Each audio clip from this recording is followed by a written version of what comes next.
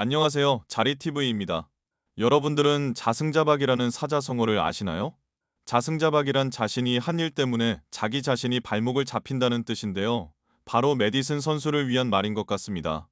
오늘은 얼마 전 토트넘과 첼시의 경기에서 부상으로 인해 교체 아웃된 메디슨 선수와 반더벤 선수, 그리고 우리의 주장 손흥민 선수에 대해서 다뤄볼 영상을 만들었는데요. 토트넘과 첼시는 1대4로 토트넘이 아쉽게 패배하였습니다.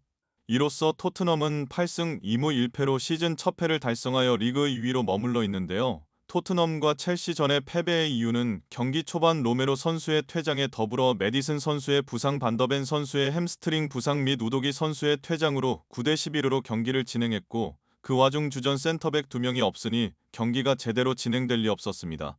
하지만 그 와중에도 손흥민 선수가 결정적인 찬스를 만들어내 득점 기회까지 이어졌지만 첼시 골키퍼의 선방으로 인해 아쉽게 무산되었습니다. 그렇게 경기를 뒤집지 못하고 리드당한 채로 1대4로 경기를 패배하였고, 경기 패배와 더불어 요즘 토트넘의 핵심 선수들이 이탈한다는 안타까운 소식이 들려왔습니다.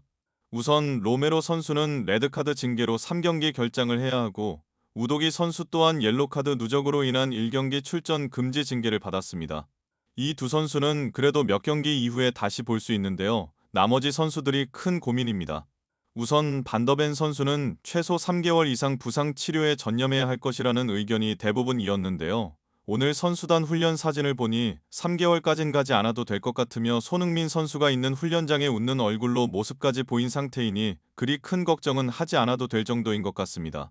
결과는 조금 더 지켜봐야 하지만 햄스트링이라는 부상이 선수 생활에 되게 치명적인 부상이라 부디 큰 부상이 아니라 근육이 놀랐거나 경련이 일어난 정도로만 끝났으면 좋겠는데요. 현재 그런 반더벤 선수를 가장 걱정하는 것은 손흥민 선수입니다. 손흥민 선수는 경기가 끝나자마자 제일 큰 부상이 있던 반더벤 선수에게 다가가 몸 상태를 물었고, 반더벤 선수는 곧 바로 상태를 체크해보려 했지만 다리가 너무 부어있어 정밀 검사를 해보지 못했다고 하는데요. 그에 보답하듯 반더벤 선수는 훈련장의 모습을 보이며 손흥민 선수와 함께 간단한 훈련을 받는 모습을 보여줬습니다. 하지만 문제는 메디슨 선수입니다. 메디슨 선수는 전반 끝나기 직전 상대 페널티 박스 안에서 직접적인 접촉도 있지 않았고, 발목이 꺾이거나 땅을 찬 것도 아닌 상황에서 혼자 넘어져 한동안 일어나지 못했는데요. 그 뒤로도 멀쩡히 걸어다니며 경기를 하는 듯 했으나 포스텍 감독에게 교체 사인을 보내 결국 호이비에르 선수와 교체되었는데요. 이를 두고 많은 사람들이 처음엔 진짜 부상인 줄 알고 걱정했으나 꾀병이 아니냐는 의견을 내놓고 있는데요. 실제로 메디슨 선수는 아직 정확한 결장 일수가 나오지 않았습니다. 경기가 끝난 지 3일이 되어가는 와중 아무런 발표가 없는 걸로 봐선 메디슨 선수의 부상이 실제가 맞는지 의심이 많이 드는데요. 왜냐하면 반더벤 선수는 경기가 끝나고 목발을 짚었다는 구단 관계자들의 증언이 있었고, 무엇보다 손흥민 선수가 직접 찾아가 괜찮냐 물어보며 몸 상태를 확인했지만, 메디슨 선수는 아직 어디가 부상인지 어떤 부상인지 결장 기간은 얼마인지 제대로 알려지지 않았습니다. 이를 두고 한편에선 메디슨 선수는 다른 선수와 달리 몸을 헌신하여 팀을 위한 경기를 뛰지 않는다는 의견을 내기도 했습니다. 한편으론 그 생각도 이해가 되는데요. 첼시는 토트넘의 오랜 라이벌이기도 하고 항상 상성이 매우 나빠 경기를 망치곤 했습니다. 더군다나 토트넘의 부주장이라는 인물이 경기 중 흔히 말하는 개테크를 날려 레드카드 플러스 페널티 킥까지 내어준 상황에서 또 다른 부주장은 다이빙으로 부상인지 아닌지 모르는 상황에 눈치나 보며 경기를 제대로 소화하지 않았으니 팬들 입장에서는 많은 화를 불어올 수 있다고 생각하는데요.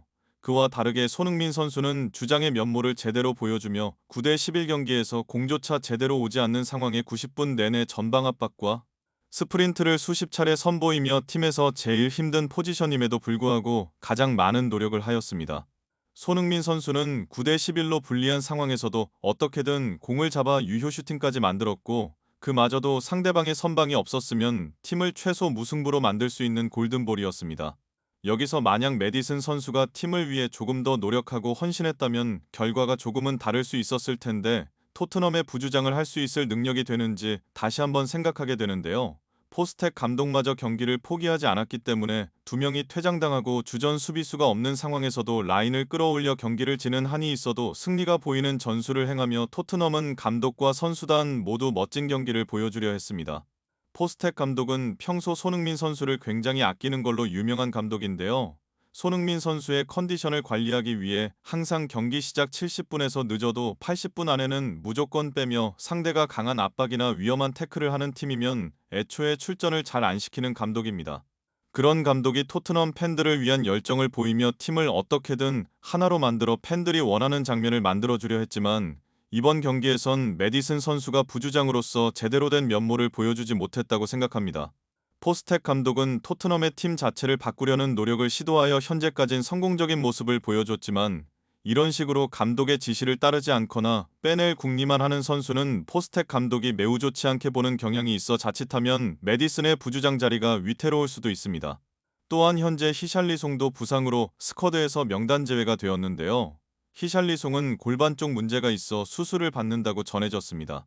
히샬리송이 주장하기엔 자신은 현재 골반 수술을 받을 예정이고 8개월 동안 고통을 겪으며 국가대표와 클럽을 위해 열심히 뛰었고 그러다 보니 내 자신을 돌보지 못했으니 지금이라도 수술을 하여 내 몸을 돌보겠다. 라는 인터뷰를 해 많은 파장을 일으켰습니다. 현재 토트넘의 뎁스는 매우 얇은 편으로 당장 손흥민 선수가 피로 누적 혹은 부상으로 명단에서 제외되게 생긴다면 그 자리는 공석입니다. 원래 히샬리송은 주전 공격수가 아닌 케인 혹은 손흥민 선수의 빈자리를 채워주려 영입한 선수인데 이런 중요한 시기에 부상을 핑계로 책임을 돌리는 짓이 아닌가 생각이 듭니다. 이와 반대로 손흥민 선수는 지난 시즌 콘테 감독 밑에서 엄청난 헌신 및 노력을 보여줬고 그로 인해 탈장과 안아골절이라는 큰 부상을 안고도 팀을 위해 헌신하고 뛰었습니다. 그러니 토트넘의 주장을 맡을 수 있는 거지만 그와 반대로 히샬리송은 이런 중요한 시기에 이제 와서 수술을 핑계로 토트넘에 대한 마음을 나타낸 것이 매우 안타까운 사실입니다. 이에 손흥민 선수는 자기가 책임을 지겠다며 맘 편히 다녀오라는 등 사람 자체가 너무 좋기 때문에 이런 상황에도 히샬리송은 수술을 강행한 게 아닌가 많은 안타까움이 듭니다. 토트넘이 이번 포스텍 감독 밑에서 좋은 시즌을 보내나 했더니 벌써부터 팀 내적에서 중요한 선수들이 팀의 기둥을 흔들고 필요할 때 도움이 되지 못하는 그런 모습을 보이니 애꿎은 손흥민 선수만 고생하는 것 같아 많은 안타까운 생각이 듭니다. 여러분들은 중요할 때 빠지는 매디슨과 히샬리송에 대해 어떻게 생각하시나요? 여러분의 생각을 댓글로 적어주시길 바랍니다. 최근 영상 시청하시는 분들 중에 구독 안 하시고 보시는 분들이 많습니다. 앞으로 더 좋은 영상을 가져올 수 있도록 구독 한 번씩만 부탁드립니다.